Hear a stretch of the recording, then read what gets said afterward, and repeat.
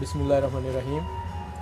अस्सलाम वालेकुम नाज़रीन, आप देख रहे हैं N22 न्यूज़ और हमारे साथ इस वक्त चौधरी जवेद साहब मौजूद हैं। चौधरी मोहम्मद जवेद साहब मौजूद हैं जो कि धूम इंटरनेशनल सर्कस के चीफ़ एग्जेक्टिव हैं। तो आज हम इनसे थोड़ी सी गुफ्तगू करेंगे और सर्कस के बारे में इनसे कुछ जानने की कोशिश करेंगे और ये कितने अरसे से सर्कस इन्होंने बनाई है और कितने अरसे से ये इनका ये शौक़ है या इनका ये शोबा है या ये कैसे इस सर्कस वाले शोबे में आए। जी अस्सलाम वालेकुम। जी वालेकुम अस्सलाम। जवेद साहब, आप हमें ये बताएं कि आपने कब से ये सर्कस वाला सिलसिला बनाया? ये हमने 2005 से ये शुरू किया है। आपने ये आपका एक शौक़ था या हादसाती तौर पे आप आए हैं? ये हमारा बिजनेस है, ये ज़ाती तौर पे हम आए हैं। आपको ये शौक़ कैसे पैदा हुआ? ये ऐसे हुआ, मैं पहले मौत का कुआं चलाता था शोबे, ये लकी रानी सर्कस के साथ हम काम करते थे और अक्सर ये हमारा इनके साथ कंपटीशन होता था। ये हमारे साथ जोरा जमाई करते थे और हमारे जो जितने छोटे सामान थे उसके बारे में ये काम नहीं करने देते थे और इनके साथ हमारा कंपटीशन शुरू हुआ। फिर मैंने इनके कंपटीशन पे ये सर्कस शो किया। आपने पाकिस्तान में कितने शहरों में अब तक जो है ना ये सर्कस लगाई है? हमने बहुत से शहरों में लगाई है, कोई ऐसा नहीं ज़िला जो हमने यहाँ सर्कस ना लगाई हो। आपने डिस्ट्रिक्ट उकाड़ा में कितनी बार ये सर्कस लगाई है? कम से कम डिस्ट्रिक्ट उकाड़ा में हमने 20 से 25 दफ़ा लगाई है। आपकी सर्कस में कितने फनकार काम करते हैं? कम से कम 100 से 150 फनकार हैं और 100 से 150 मजदूर हैं। आप उनको क्या सहूलियात फराहम करते हैं? इंशाल्लाह ताला हम किसी किस्म की कमी नहीं छोड़ते। जो भी कोई तकलीफ में होता है उसकी तकलीफ का हल करते हैं और हर बंदे की सैलरी होती है जो डेली पे होती है। यानी कि आपके पास जो फनकार काम करते हैं आप उनको डेली हर शो के हिसाब से पैसे देते हैं या तनख्वाह देते हैं? शो के हिसाब से पैसे देते हैं। चंद लोग ऐसे हैं जो पर मंथ हैं, चंद लोग ऐसे हैं जो पर डे हैं। यानी कि आप अपने जो आपके साथ फनकार काम करते हैं उनको सहूलियात भी देते हैं और उनको जो है वो पर शो के हिसाब से पैसे देते हैं। तो फनकारों का रद्द अमल क्या होता है आपके साथ?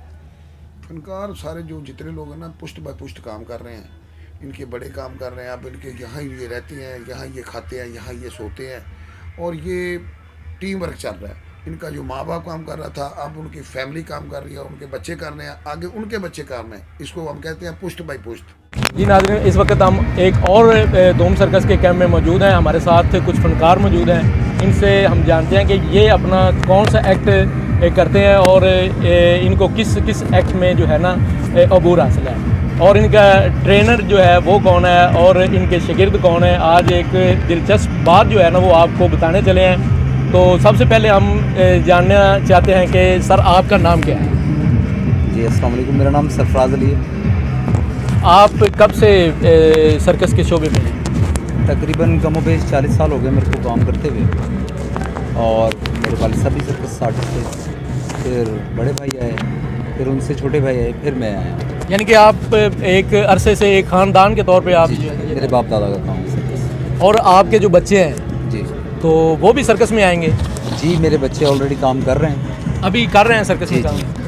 सबसे बड़ी बेटी मेरी है सहर सरफराज, उससे छोटी एक्सा सरफराज और उसके बाद कनीज़ फातिमा सरफराज। ये 3 बेटियाँ मेरी, 2 बेटे ऑलरेडी सर्कस में काम कर रहे हैं। आप कौन सा एक्ट करते हैं सर्कस में? मैं नाइफ थ्रो, छुरियों का आइटम। वैसे तो मैंने सर्कस का हर आइटम किया हुआ है, यानी कि ऊपर झूलों का आइटम देखा होगा आपने, फ्लाइंग ट्रपीज़ को कहते हैं। एक इससे मिलता जुलता है कैचिंग ट्रपीज़, वो मैंने किया।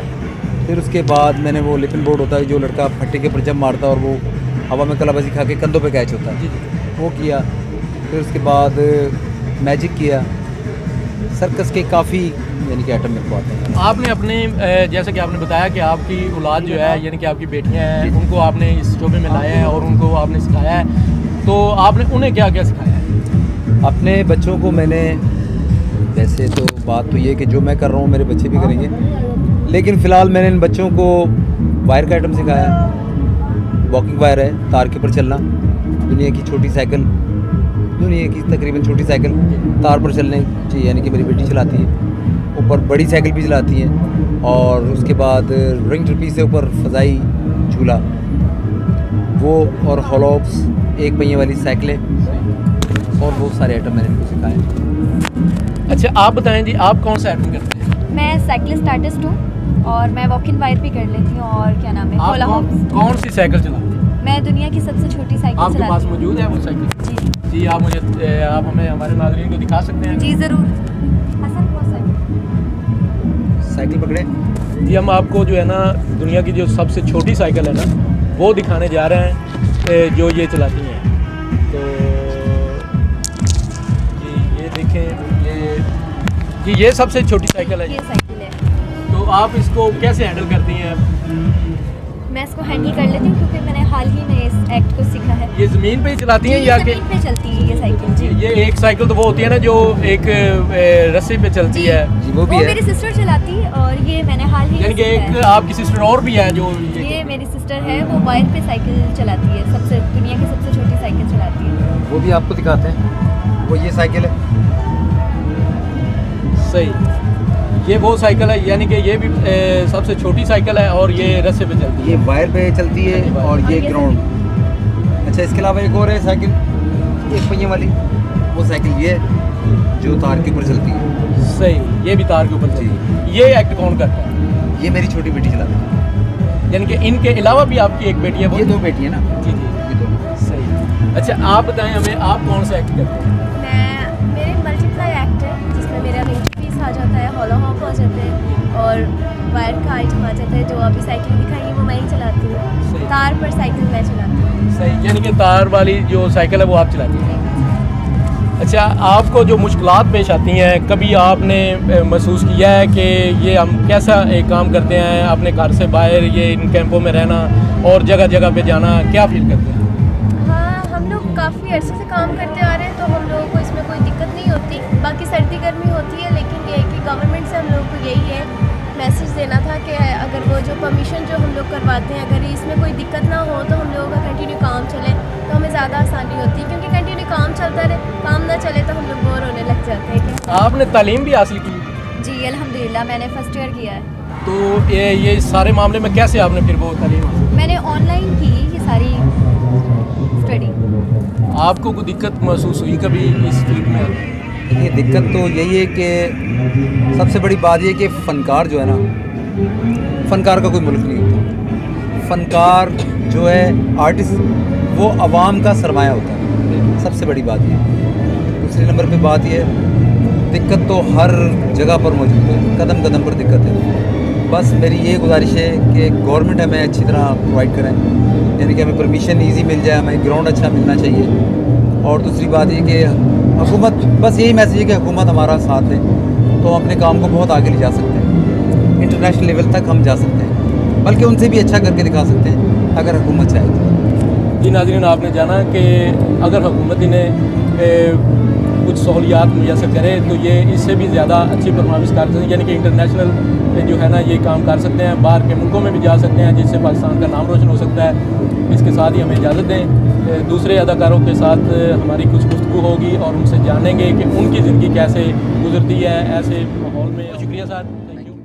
और इस वक्त मेरे साथ मौजूद हैं धूम इंटरनेशनल सर्कस के एक मायनाज फनकार जिनका नाम है बाबर नागी, जो कि किसी भी तारीफ के मोहताज नहीं है।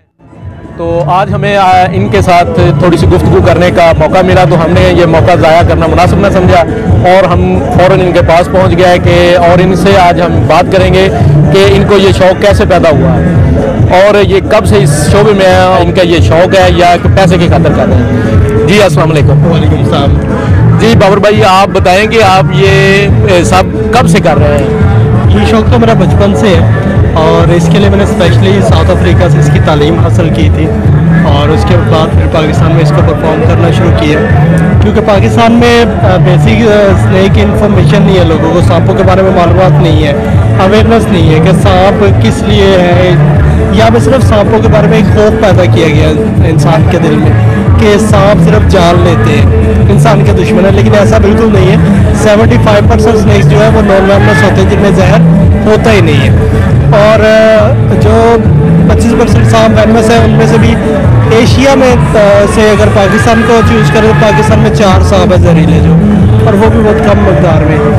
और बाकी ये कि परफॉर्म कर रहे हैं सांपों के साथ और अवेयरनेस दे रहे हैं, लोगों को बता रहे हैं कि सांपों को मारना नहीं चाहिए, इनसे मोहब्बत करनी चाहिए और ये इंसानी ज़िंदगी अगर लेने में आगे है तो इंसानों की ज़िंदगी बचाने में भी इनका कदम बहुत आगे है, क्योंकि सांप के जहर से एंटीवेनम बनाया जाता है, सांप के जहर से कैंसर का मेडिसिन बनाया जाता है, सांप के जहर से बहुत सारे कीमती मेडिसिन बनाए जाते हैं जो कि जिनमें सांप का जहर इस्तेमाल होता है। अच्छा, आप कब से इस शोबे में हैं? मुझे तकरीबन 17 साल हो गए और इसमें स्टार्टिंग मेरा थिएटर से था और थिएटर में मैंने पूरा पाकिस्तान घूमा। फिर सर्कस का मुझे एक बचपन में सर्कस देखी थी, शौक बड़ा था, लेकिन फिर एक मौका मिला यहाँ परफॉर्म करने का। यहाँ परफॉर्म किया, मुआवजा भी अच्छा मिला, लोगों को पसंद भी काफ़ी आया, सर्कस मालकान को बहुत पसंद आया। सो उसके बाद सर्कस भी कर रहे हैं, इस टाइम टीवी प्ले भी चल रहे हैं मेरे, एज ए एक्टर भी परफॉर्म कर रहा हूँ और प्राइवेट शोज़ भी होते हैं, कंपनी इवेंट्स भी होते हैं, स्कूल शोज़ भी कर रहे हैं। सो इसी तरह ज़िंदगी का पहिया चल रहा है। ये जो सर्कस की ज़िंदगी है, इसके बारे में आप बताएं कि आप कैसा फील करते हैं? ये बाहर जैसा रहना या माहौल जैसा भी होता है, इसके बारे में आप कैसे फील करते हैं और कैसे मैनेज करते हैं? देखिए, मैं तो सर्कस में आता हूँ, कुछ ख़ास शोज जब होते हैं, मेले वगैरह होते हैं, तो मुझे इन पे एक शौक है मुझे मेलों में आने का और तभी आता हूँ। लेकिन मेरे जैसे लोग जो सर्कस में सर्वाइव नहीं कर सकते, हमारे लिए थोड़ा मुश्किल होता है, क्योंकि सर्कस की ज़िंदगी उन्हीं लोगों के लिए जो पैदा सर्कस में होते हैं और उनकी मौत भी सर्कस में ही हो जाती है, उनकी ज़िंदगी सर्कस तक महदूद है। यहाँ पे सर्कस में जितने भी ज़्यादातर फनकार हैं, सिर्फ 1-2 फनकार ऐसे हो गए जो कि बाहर से आते हैं अपने घर से, यहाँ पे शोज़ करते हैं, घर वापस चले जाते हैं। ये ज़्यादातर फनकार यहाँ पे वो है जिनके घर यही खैमे इनके घर है और यहीं पे ये कमाते हैं, यहीं पे खाते हैं, यहीं पे पहनते हैं, यहीं पे ओढ़ते हैं, यहीं पे। अच्छा, आप कितना कमा लेते हैं यहाँ से? मेरा सर्कस में माशाल्लाह अच्छा सर्कट चल जाता है। तकरीबन अगर ये मेलों का सीज़न होता है, एक मेला होता है 3 से 4 दिन का होता है, उसमें 1.5 से 2 लाख रुपए बन जाते हैं। और इसके अलावा जो आपने पहले बात की है कि पाकिस्तान में 4 किस्म के जहरीले सांप है, वो आप बता सकते हैं? उसमें कोबरा है, रसल वाइपर है, कॉमन क्रेट है और एक पिट वाइपर है। ये 4 सांप है जो जहरीला है, जिसमें सबसे ज़्यादा जो जहरीला है वो कॉमन क्रेट स्नेक है, जिसे हम लोग संगचूर भी कहते हैं। संगचूर एक काले रंग का सांप होता है, 1.5 से 2 फुट का, पर वाइट कलर की उसकी लाइनिंग होती है, तो बहुत ही देखने में बहुत सुस्त सांप होता है, लेकिन अगर वो किसी को बाइट कर ले तो बहुत मुश्किल होता है इंसानी ज़िंदगी को बचाना। जी, बहुत शुक्रिया, आपने अपना कीमती वक्त हमें दिया।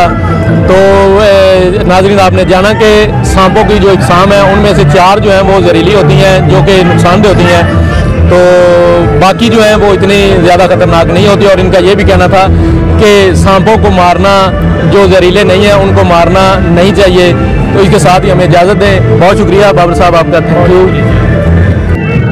इस वक्त हमारे साथ वो इंटरनेशनल सर्कस के चंद और फनकार मौजूद हैं, तो हम इनसे जानने की कोशिश करते हैं कि ये जो इनकी ये परफॉर्मेंस है ये कैसे अदा करते हैं और ये जो इनके पास ये मछली है और ये इनका गेटअप है, ये इन्होंने कब से तैयार किया और ये इनका शौक है क्या कि ये एज सिर्फ एक शो करने के नाते करते हैं? जी, अस्सलाम वालेकुम।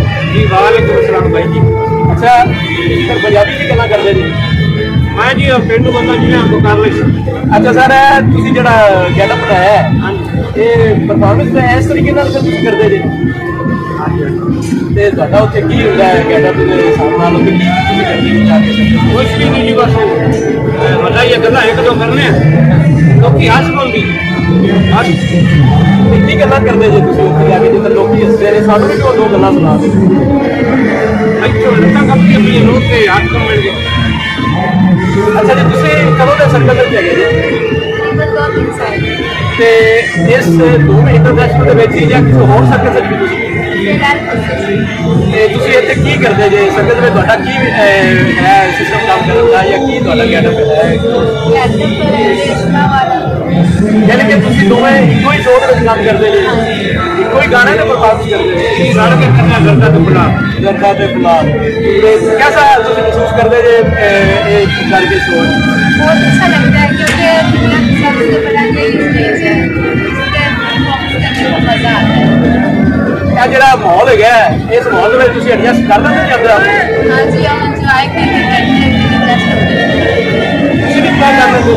जी जी, मैं कर लेना। तो मैं एक मैसेज देना चाहना, मेरा नाम स्नेहा हाजी खान सदा हाजी तमाम दोस्तों भरावां मेरी रिक्वेस्ट है कि राती सौंदे हो तो सवेरे उठ लियो ते उठन लगा तुसीं देखदे हो कि मोबाइल दे विच WhatsApp ते मैसेज किहड़ा आया है ते कितनी वीडियो आई है ते कितना फोटो आया है।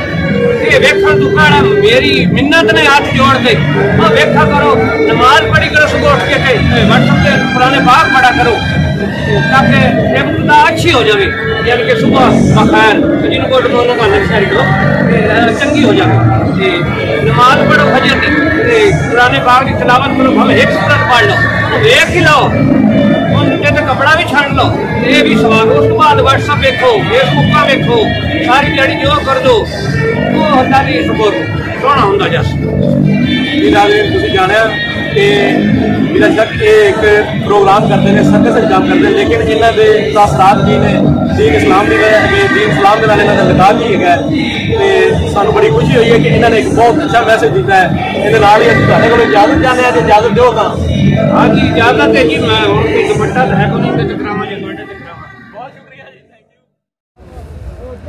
इस वक्त हमारे साथ एक धूम सर्कस के धूम इंटरनेशनल सर्कस के एक फनकार मौजूद हैं जिन्होंने अभी एक एक्ट किया और ये गिर गए। हम इनसे पूछते हैं कि जानने की कोशिश करते हैं कि ये कैसे गिरे और इनका उस वक्त रद्द-ए-अमल क्या था या इनकी फीलिंग क्या थी। जी भाई आप एक्ट करते हैं, कौन सा एक्ट करते हैं? मैं फ्लैंग करता हूँ जो लोल आइटम जो फर्स्ट आइटम उधर से मैं नीचे मिसिंग की। मिसिंग के बाद मैंने जिमनास्टिक कर रहा था जाले पर और जाले पर थोड़ी सी तिरछी लिप आई और लिप की वजह से मैं साइड पर गिर गया रिंग के ऊपर आ गया और मेरी ये गर्दन लगी है ये चीज़ तो सिर फटा मेरा और काफ़ी मेरे को मतलब चोटें लगी अंदर वाली भी चोटें लगी हुई। यानी कि आप एक एक्ट करते हुए आप गिरे हैं और आपको काफ़ी सारी चोटें आई हैं, ये हम देख रहे हैं कि आपका सर भी फटा हुआ था। तो इसके बाद भी आपने कोई एक्ट किया है फिर? उसके बाद तो मैंने नहीं किया क्योंकि मेरे को ले गए थे हॉस्पिटल तो टाँके वाँके लगवाए मैंने तो आ गया फिर मैंने आराम नहीं किया। तो अब इसके बाद आपका क्या इरादा है कि ये सर्कस कल चले परसों चले या कल फिर कैसे? चले तो कल भी करूँगा अपना काम। यानी कि आप दोबारा एक्ट करेंगे? जी करूँगा। यही करेंगे दोबारा? जी करूँगा। अच्छा, आप जब गिरे हैं आपके उसके बाद आपको हॉस्पिटल ले जाया गया है तो इसमें आपके जो सर्कस के ऑनर हैं चौधरी जवेद साहब, तो उनका रद्द-ए-अमल क्या था? उन्होंने क्या आपके साथ ताउन किया है? उन्होंने मेरे साथ ये ताउन किया गाड़ी मंगवाई, गाड़ी में मुझे भेज दिया गया हॉस्पिटल से जो मतलब जितना भी खर्चा वगैरह आया है वो मालिक हमारे पे कर देता है। यानी कि आप मालिकों की तरफ से मुतमिन हैं कि वो आपके साथ पूरा ताउन करते हैं? जी हाँ। आप जवेद साहब के बारे में और क्या कहना चाहेंगे? हमारे मालिक बहुत अच्छे सर्कस के और उसके अलावा भी हेल्प करते हैं एक दूसरे की। जिस पर मतलब किसी की शादी हो किसी को पैसों की ज़रूरत हो हमारा मालिक देता है। ये आपने जाना ये दोस्त जो हैं ये अभी एक्ट करते हुए गिरे हैं और इनको काफ़ी चोटें आई हैं और इनकी फीलिंग ये है कि अगर आज के जो है वो इनकी रेस्ट है, अगर कल ये दोबारा प्रोग्राम होता है तो ये दोबारा फिर अपनी परफॉर्मेंस जो है वो उधर करेंगे, ये एक्ट दोबारा अपना करेंगे और ये अपने मालिक चौधरी जवेद साहब जो हैं उनके साथ उनसे काफ़ी हद तक मुतमिन है। तो बहुत शुक्रिया जी। इसके साथ पहले मैं आपको ये बताना चाहूँगा कि धूम इंटरनेशनल सर्कस जो है इसने शेरगढ़ में अपना बेहतरीन वक्त गुजारा है और लोगों को इन्होंने बहुत ज़्यादा महसूस किया है और मैं देख रहा हूँ कि शेरगढ़ की आवाम जो है वो काफ़ी हद तक इनसे मुतमिन है और इनके जो करतब ये इनके फ़नकार जो दिखाते हैं वो उनसे हमने बात की, उनसे जाना और हमने देखा कि उनकी अपनी फीलिंग क्या होती है और लोगों में खुशियाँ बिखेरने की उनकी क्या फीलिंग होती है। तो उनका एक ही रद्द-ए-अमल होता है कि लोग हमें हमारे एक्ट को सराहें, हमारी तारीफ़ करें ताकि हम इससे ज़्यादा जो है ना वो अच्छे तरीके से अपना परफॉर्मेंस कर सकें। आपके साथ जो फनकार काम करते हैं हम उनसे भी थोड़ी सी गुफ्तगू कर चुके हैं और वो भी आपके बारे में बहुत अच्छे ख्यालात जो है ना वो रखते हैं। तो इससे हमें साबित होता है, ज़ाहिर होता है कि वो आप उनका कितना ख्याल रखते हैं जो वो आपकी तारीफ़ इतनी करते हैं। जी नाज़रीन, हमारे साथ इस वक्त मौजूद थे चौधरी मोहम्मद जवेद साहब जो कि धूम इंटरनेशनल सर्कस के चीफ एग्जीक्यूटिव हैं। तो इनके आपने तासरात जाने कि ये कैसे ये सर्कस इन्होंने बनाई, कैसे ये इनका शौक़ था और ये कितने शहरों में लगा चुके थे और फ़नकारों का इनके साथ कैसा रद्द-ए-अमल होता है और इनका फ़नकारों के साथ कैसा रवैया होता है। बहुत शुक्रिया। इसके साथ हमें इजाज़त दें, अगले प्रोग्राम में आपके साथ इंशाअल्लाह शामिल होंगे। बहुत शुक्रिया।